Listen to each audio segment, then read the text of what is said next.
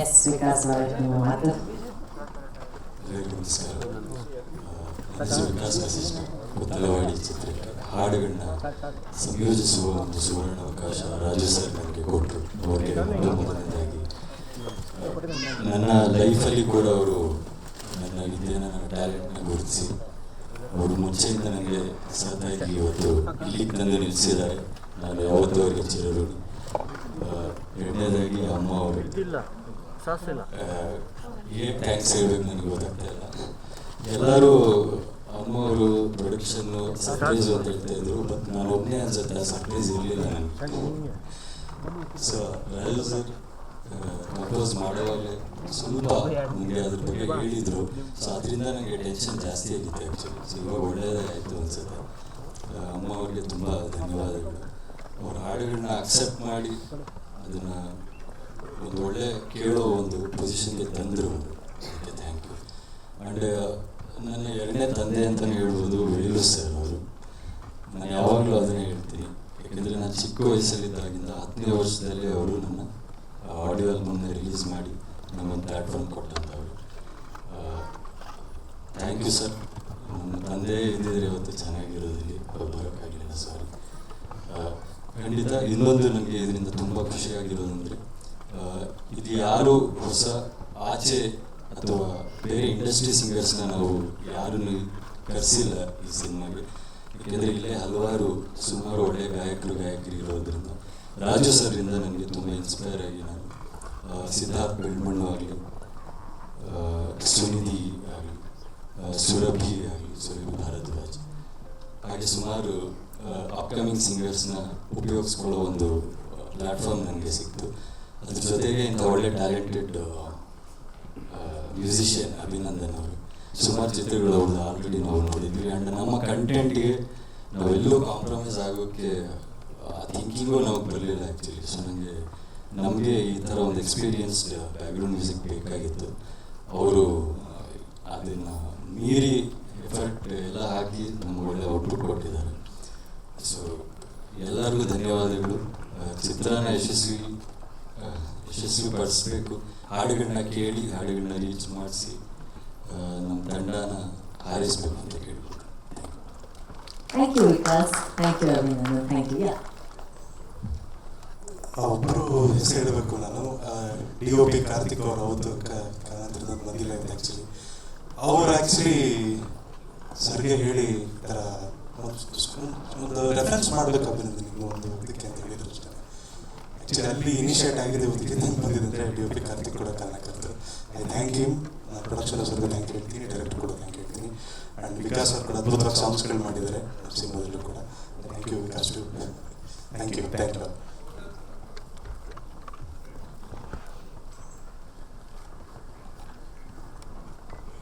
You. Thank you Vikas. Thank you Abhinandan ಅವರೇ.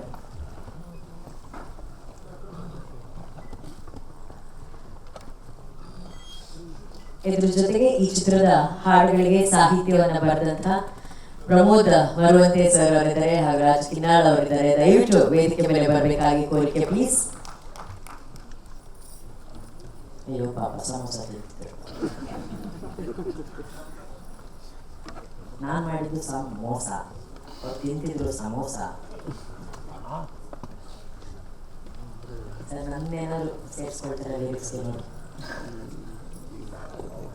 ಹೌದು, ನಾನು ಮಾಡಿದೆ ಸಮೋಸ, ಅವ್ರು ತಿಂತಿದ್ರು ಸಮೋಸ. ನೋ ಚಾನ್ಸ್ ಅಲ್ಲ ಸರ್? Okay sir. ಯೂಶಲಿ ನೀವು ಆ್ಯಂಕರಿಂಗ್ ಬಂದಾಗ ನಮ್ಗೆ ಮಾತಾಡೋಕ್ಕೆ ಚಾನ್ಸಸ್ ಸಿಕ್ಕಿಲ್ಲ ಅಂತ ಹೋಗ್ಬಿಡ್ತೀನಿ ಸರ್. ಅಷ್ಟೊಂದು ಮಾತಾಡ್ಬಿಡ್ತಾರೆ ಮೇಡಮ್. ಅಮ್ಮ ಅನುಶ್ರೀನೇ ಬೇಕು ಅಂತ ಒಂದು ನಿಧಾನವಾಗಿ ಕಿವಿಗೆ ಹೇಳ್ತಾರೆ, ಸಾರಿ ಟೈಮ್ ಇಲ್ಲ ಮಾತಾಡ್ತಾರೆ.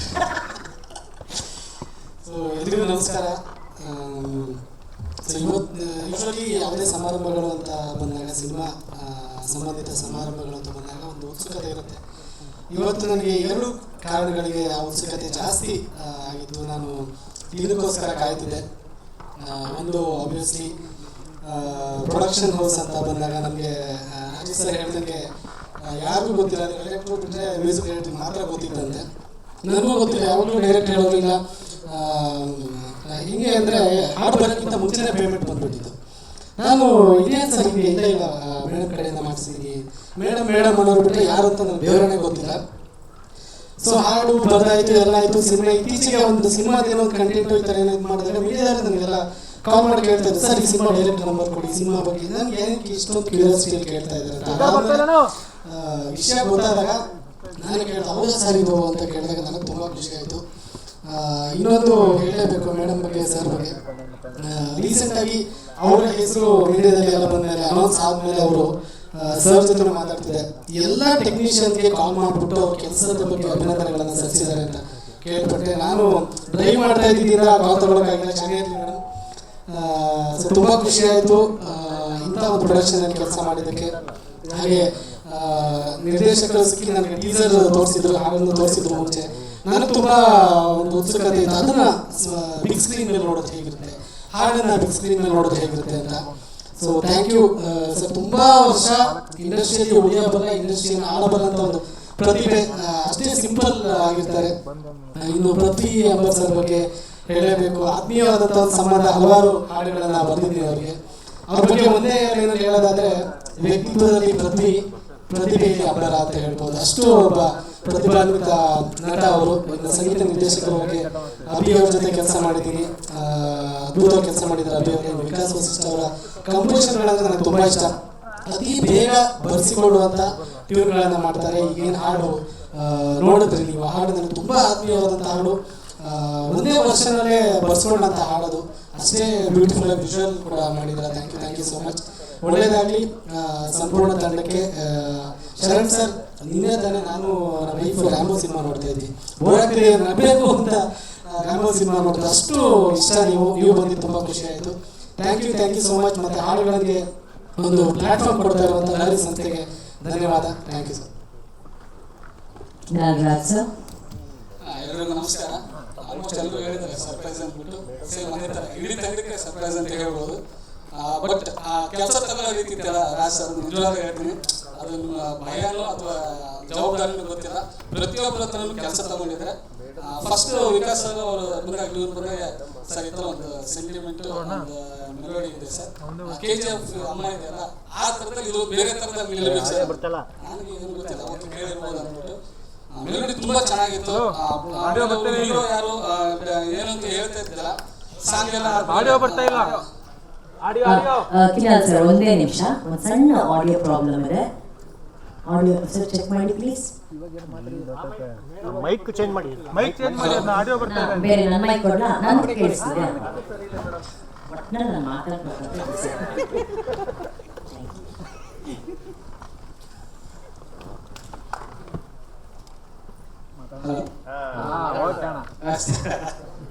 ಸರ್ ಅದೇ ಒಂದು ಟ್ಯೂನ್ ತಗೊಂಡ್ಬಂದ್ರು, ಈ ಥರ ಹಿಂಗೆ ಚೆನ್ನಾಗಿ ನೋಡಿ ಸರ್ ಅಂದ್ಬಿಟ್ಟು ಹಾಡು ಬರೆದ ಮೇಲೆ ರೆಕಾರ್ಡಿಂಗ್ ಎಲ್ಲ ಆದ್ಮೇಲೆ ಒಂದ್ಸರಿ ಕೇಳಿಸಿದ್ರು.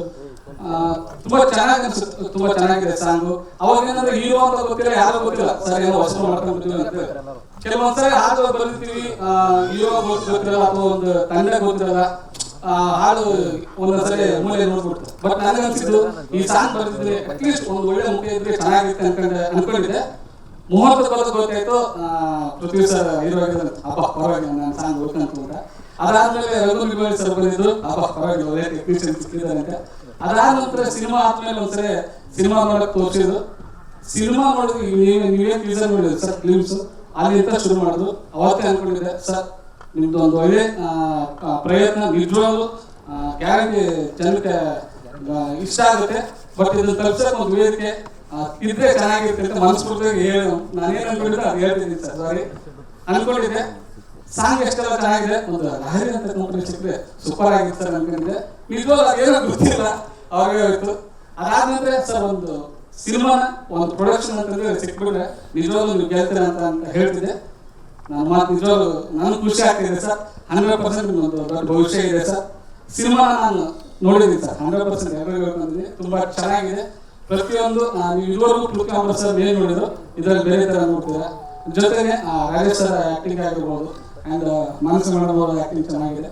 ಸ್ಪೆಷಲಿ ನನಗೆ ಇಷ್ಟ ಆಗಿದ್ದು ನಮ್ಮ ಗೋಪಾಲ್ ಸರ್.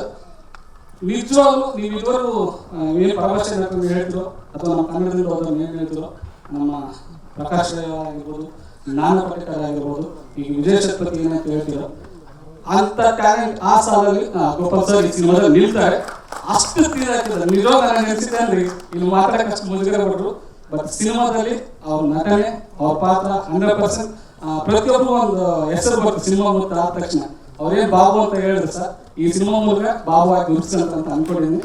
ಥ್ಯಾಂಕ್ ಯು ಇಡೀ ತಂಡಕ್ಕೆ. ಜೊತೆಗೆ Abhinandan sir and Vikas sir ನನಗೊಂದು ಆಪರ್ಚುನಿಟಿ ಕೊಡೋದಕ್ಕೆ ಸರ್ ನಿರ್ದೇಶಕರಿಗೆ ನಿಮಗೂ ಧನ್ಯವಾದಗಳು. ಅಮ್ಮ ಥ್ಯಾಂಕ್ ಯು. ಒಂದು ಚಿತ್ರ ಇನ್ನೂ ಹಲವಾರು ಇದೇ ಥರ ಹೊಸ ಪ್ರತಿಭೆಗಳನ್ನು ಇಟ್ಕೊಂಡು ಗುರುತಿಸಿ. Thank you. Thank you sir. Thank you Pramod sir. Thank you. ಈಗ ಈ ಚಿತ್ರಕ್ಕಾಗಿ ಸಾಹಸವನ್ನ ಡೈರೆಕ್ಟ್ ಮಾಡಿದಂತಹ ಸಾಗರ್ ಅವರನ್ನ ದಯವಿಟ್ಟು ವೇದಿಕೆ ಮೇಲೆ ಬರಮಾಡಿಕೊಳ್ಳೋಣ. ದಯವಿಟ್ಟು ನಿಮ್ಮೆಲ್ಲರ ಪ್ರೀತಿಯ ಚಪ್ಪಾಳೆಗೆ ಸ್ವಾಗತಿಸಿ ಸಾಗರ್ ಆನ್ ಸ್ಟೇಜ್.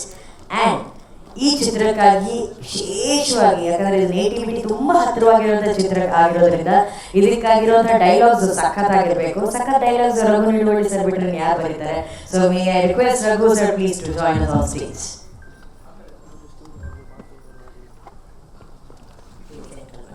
ಆಮೇಲೆ ಅನ್ಕೊಂತಾರೆ ನನ್ನೇ ನೋಡ್ಕೊಂಡು ಮಾತಾಡ್ತಿಲ್ಲ.